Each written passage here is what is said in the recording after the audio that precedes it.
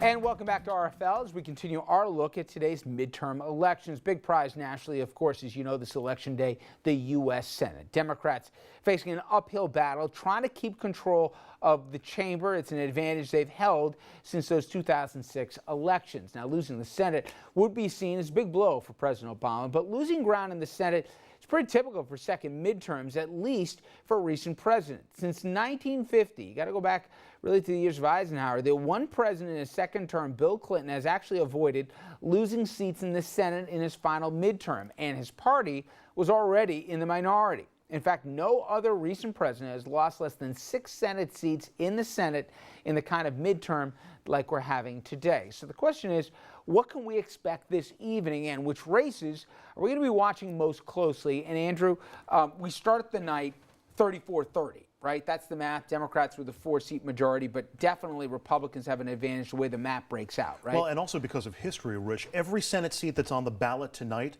was last elected in 2008. That's the year that Barack Obama was elected president. That was a very good year for Democrats. This is likely not, which means that the seats Democrats are defending tonight, they'll do so without an Obama bounce. And seats Republicans are defending went Republican the night Obama was first elected, and they're more solidly red today than they were 6 years ago.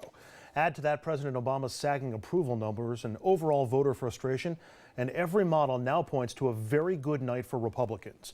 The New York Times putting Republican odds of a Senate takeover at 75%. The Washington Post has it at 98%. Or to put it another way, given what we know about polling in this year's Senate races, we believe that Republicans will need to win races in 6 of these 10 states tonight to take control of the Senate. And in each race, Republicans are either leading in the polls or trailing by very small margins. That includes Kansas, where independent Greg Orman leads incumbent Republican Pat Roberts by less than 1 point. Orman says he'll caucus with whichever party wins the Senate, so an Orman win could tilt the balance of power in either direction. Democrats are at risk of losing a seat in Iowa. Bruce Braley down 3 points in the polls to Republican Joni Ernst. And the Democratic seat in Colorado also in jeopardy tonight. Incumbent Mark Udall trailing Republican Cory Gardner by 3 in the polls. Democrats are also sweating it out in 2 high-profile races. In Kentucky, Democratic hopes to unseat Republican leader Mitch McConnell appear to be fizzling. Democrat Allison Lundgren Grimes trailing by 8 in their race. While in New Hampshire, Democratic incumbent Jeanne Shaheen is up less than 1 point over former Massachusetts Senator, Republican Scott Brown. And then there are the growing odds that we won't know which party wins the Senate tonight. If 1 or 2 races go to a recount, that could take weeks.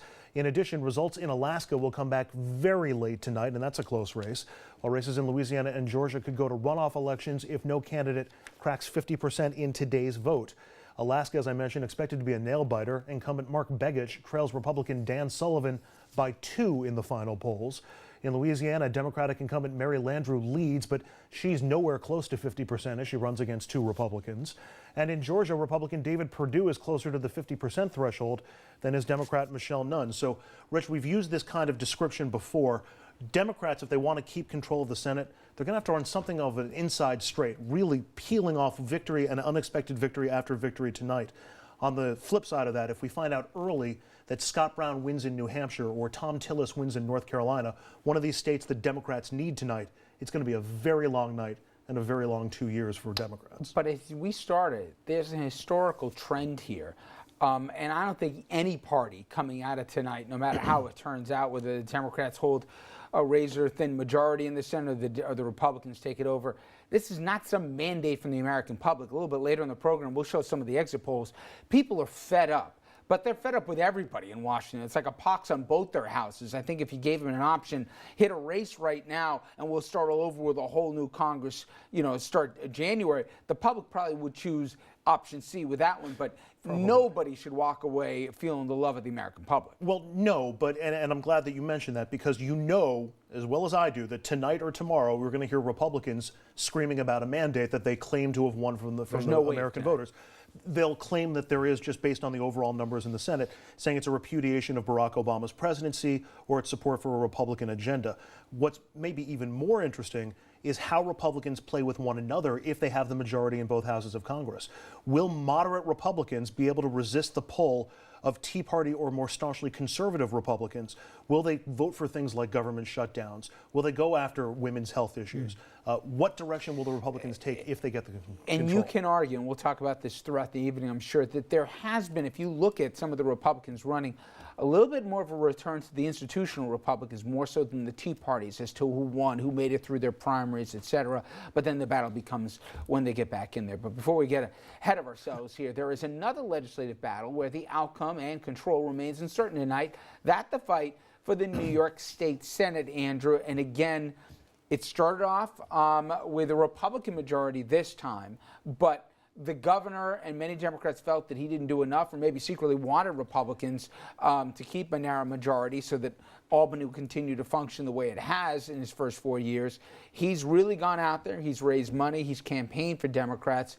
And there's a decent likelihood, if not a probability, Democrats might control the Senate when it's said and done tonight. Well, first of all, this is Albany, so things are always complicated, things are always confusing, and it's certainly more complicated to follow than just Democrats versus Republicans.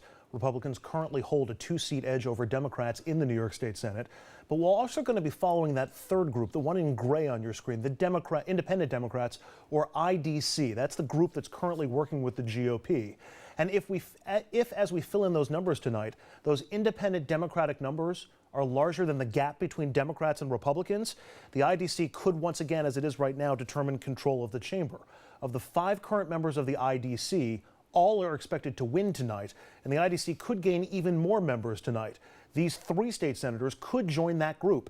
Each has either been talked about doing so or have met with IDC leaders in the weeks leading up to Election Day. So let's say there are 8 members of that breakaway group, Rich, and Democrats have a 6-seat advantage. What does the IDC do? They could tilt the balance of power back to Republicans, just like they have for the last 2 years, and that deal that we heard about around the primary season might be off. It's the politics that we're going to see coming through the election results tonight, and then the real politics while nobody's looking in the back rooms tomorrow. So if anyone wondered why Albany can frustrate the New York general public, you have the evidence right there. It's frustrating for just those of us trying to cover it and explain it in a cogent way. I mean, it's like borderline calculus, but more than that, I just got a problem with it. If I'm going off the soapbox for a second here, you're elected as one thing. For you to then decide collectively which way, depending on how the political winds blow, you're going to go, how about a little bit of conviction one way or the other? Run for what you're going to be, not for where you get a better seat for better power. I know they have a response to it, but still, to me, it seemed, The flip side of that, though, is look at how effective, comparatively, the state Senate has been in the last 2 years about getting legislation through. There have been some issues that haven't gone through, and that certainly hinges in the balance depending on how the state Senate turns out. Fracking, a major issue. There's a woman's right to choose and women's protections that were scuttled in the last go-round. Expansion of medical marijuana. All of these things are going to be Albany issues, and depending on which way the IDC goes and whether Republicans plus the IDC have control or Democrats do, could influence the outcome of those key issues. But even with all that, a Republican with a state Senate, you still saw gay marriage passed, you still saw the SAFE Act pass, you saw budgets passed on time, although Democrats may argue more conservative in nature. So Albany, at least comparatively, the last 4 years, has worked better than at least in recent memory. All right. Now, I want you guys to get involved, as always, at home. Head over to Facebook and Twitter and sound off on our question here tonight. And it has to do with, you can go any way you want. Who'd you vote for and why? And if you didn't vote, polls are still open. Get out there. And if you're not gonna, tell us why you decided to just sit this one out here. And again here, polls open in New Jersey and Connecticut till 8 o'clock. In New York, they close at 9 p.m. All right, up next. Will Republicans keep control of the House when all's said and done? Well, we'll have a look at some close regional congressional races. We've got more than normal here tonight. We'll cover that when we return.